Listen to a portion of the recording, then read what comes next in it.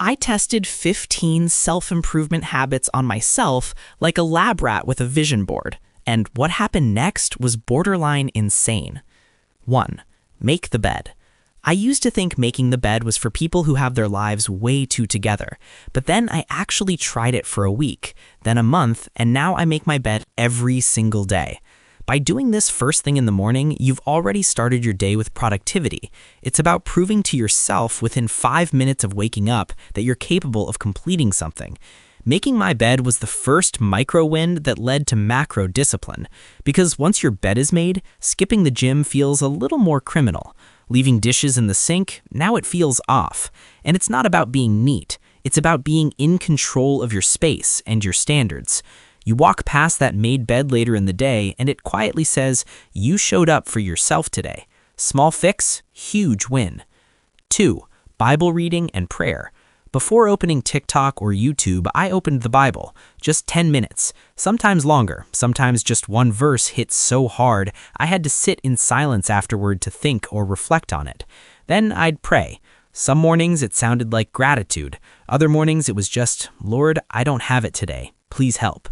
And that small habit grounded me in a way cold showers never could, because life will punch you in the face. The question is, what were you anchored to before the hit came? Reading scripture gives you direction. Prayer gives you peace. 3. Wake up before the world.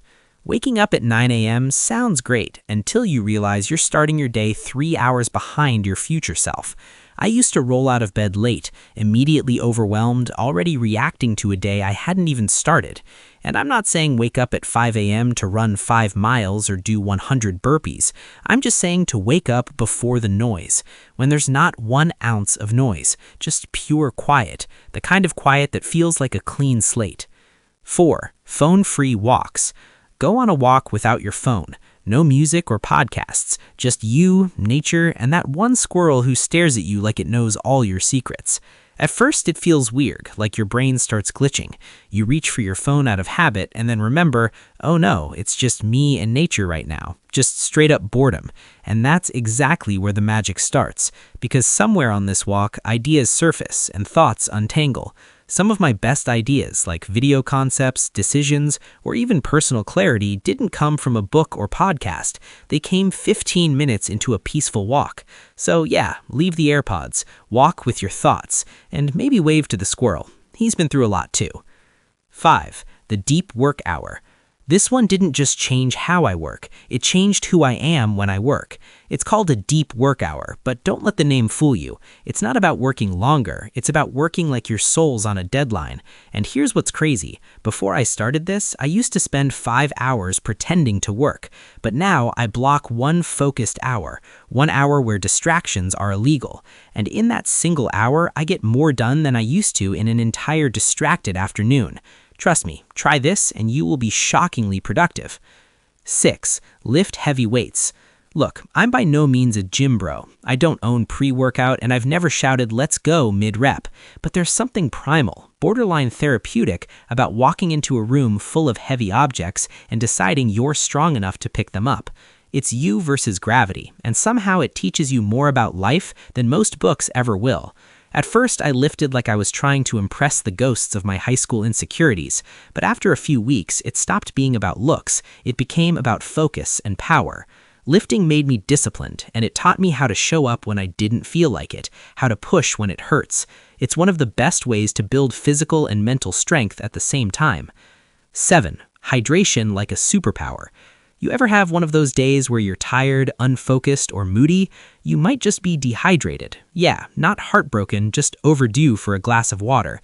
When I started this habit, I wasn't just drinking water, I was in a relationship with it, chugging 20 ounces first thing in the morning, keeping a bottle next to me like it was a security blanket for my nervous system. See, your brain is basically a sponge that runs on electricity. No water, no function. You're not tired, you're just buffering. Once I upped my hydration game, everything changed. Mental fog gone, energy dips reduced. It's such a simple fix, it almost feels like a scam.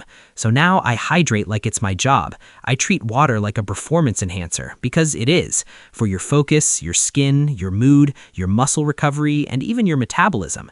You drink enough of it, and suddenly you're walking around like your brain just got a software update. 8. Read 10 pages. Not tweets or Reddit threads. I'm talking actual books with page numbers. At first, it felt weird. 10 pages? That's it? But something crazy started happening. The more I read, the more I started thinking like someone with long-term memory and a future. Instead of reacting to every notification like a squirrel on espresso, I found myself pausing to actually think.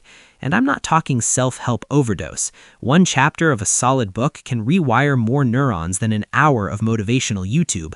I started craving growth instead of TikTok reels.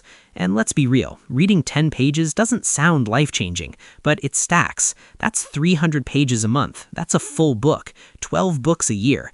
You do that for 3 years, you've got an unofficial degree in not being mediocre.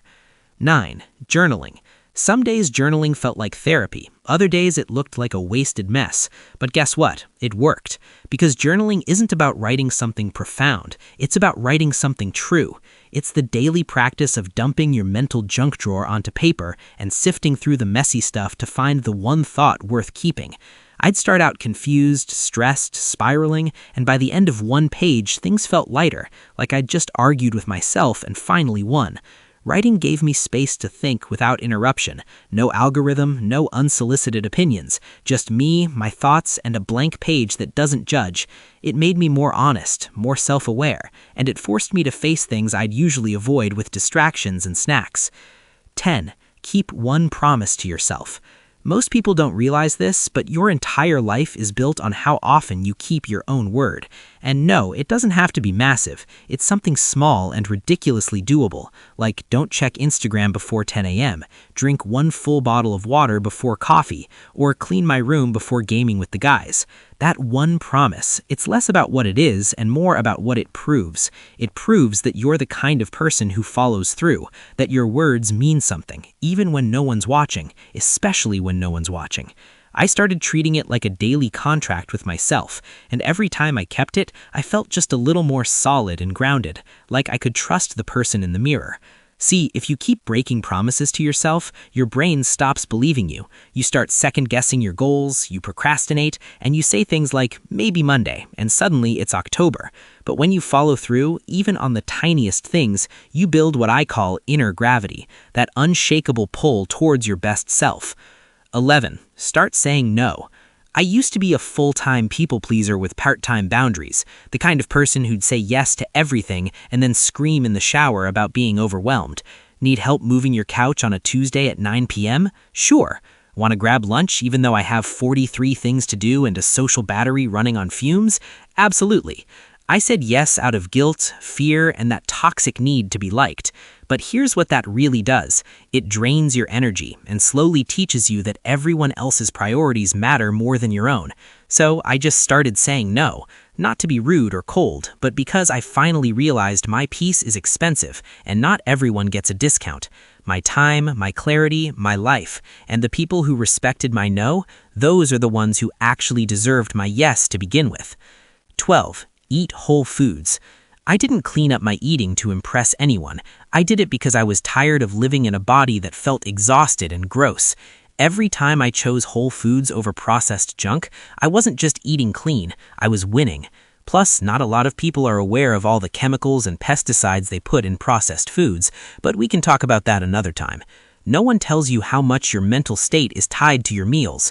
When I ate like garbage, I felt like garbage. But once I started fueling with real food, whole, colorful, nutrient-dense stuff, everything changed. I stopped looking at meals as reward or punishment and started seeing them as strategy.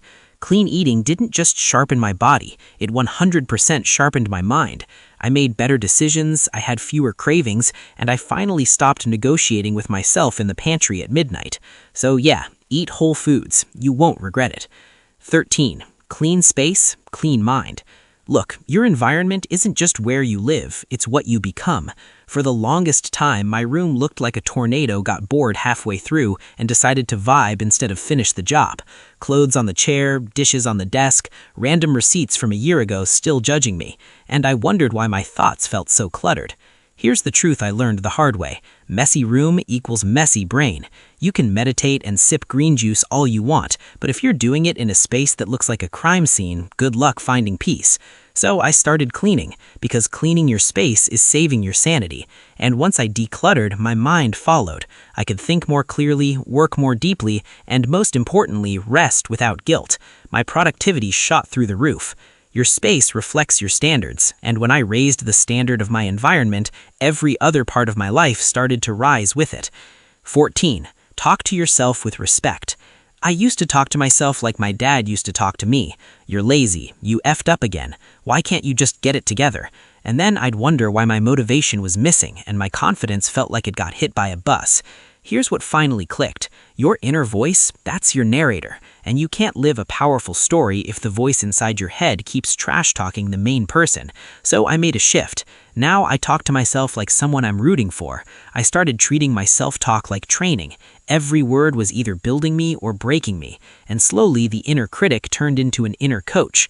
Now I remind myself, you don't have to be perfect, and you don't have to have it all together.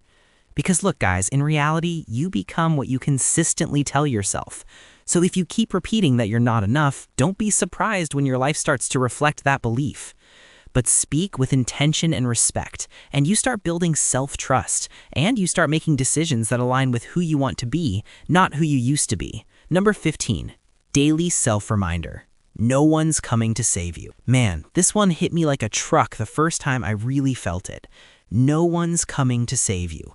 No perfect mentor and no rich friend with insider secrets. It's just you. You are the hero and you are the rescue team. Both. Once I internalized that, I started taking radical ownership of everything. The moment you stop outsourcing your breakthrough to someone else, that's the moment your real transformation begins. No more once I get noticed or when someone believes in me. Believe in yourself so hard that people have to catch up. I started reminding myself of this every single day, sometimes out loud or sometimes in writing. You're not stuck, you're just in process, and you're not the victim, you're the one holding the pen. Because life will hand you excuses on a silver platter, but discipline and drive, that's built internally. You want change? Become the person who doesn't need saving, because nobody's coming. The only one that will save you is you. If this video hit you exactly when you needed it, smash the like and share button, then subscribe. This isn't just a channel, it's a home for people who are done waiting and finally ready to grow. Let's level up together.